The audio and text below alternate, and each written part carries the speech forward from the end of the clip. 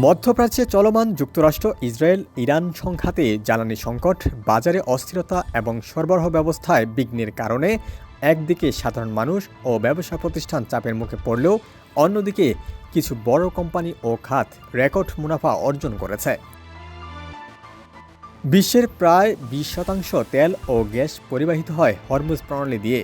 এই পথ কার্যত বন্ধ হয়ে যাওয়ায় বিশ্ববাজারে জ্বালানির দাম ব্যাপকভাবে ওঠানামা করছে। এতে ইউরোপীয় তেল কোম্পানিগুলো সবচেয়ে বেশি লাভবান হয়েছে।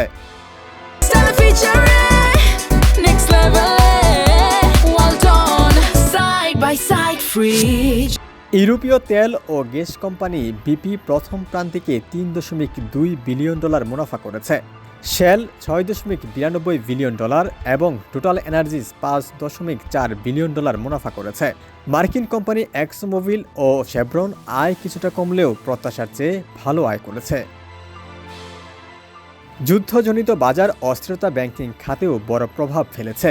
যুক্তরাষ্ট্রভিত্তিক ব্যাংক জেপি মর্গানের ট্রেডিং বিভাগ একাই $11.6 বিলিয়ন আয় করেছে। Bank of America, Citigroup, Morgan Stanley, Goldman স্যাক্স সহ বড় ব্যাংকগুলো মিলিয়ে মোট মুনাফা দাঁড়িয়েছে প্রায় $47.7 বিলিয়ন। জ্বালানি সংকটের কারণে নবায়নযোগ্য শক্তির প্রতি আগ্রহ দ্রুত বেড়েছে। যুক্তরাজ্যে অক্টোপাস এনার্জি জানিয়েছে তাদের সৌর প্যানেল ও হিট পাম্প বিক্রি 50% বেড়েছে। বৈদ্যুতিক গাড়ির চাহিদাও দ্রুত বৃদ্ধি পাচ্ছে। বিশেষ করে চীনা নির্মাতারা এই সুযোগ কাজে লাগাচ্ছেন।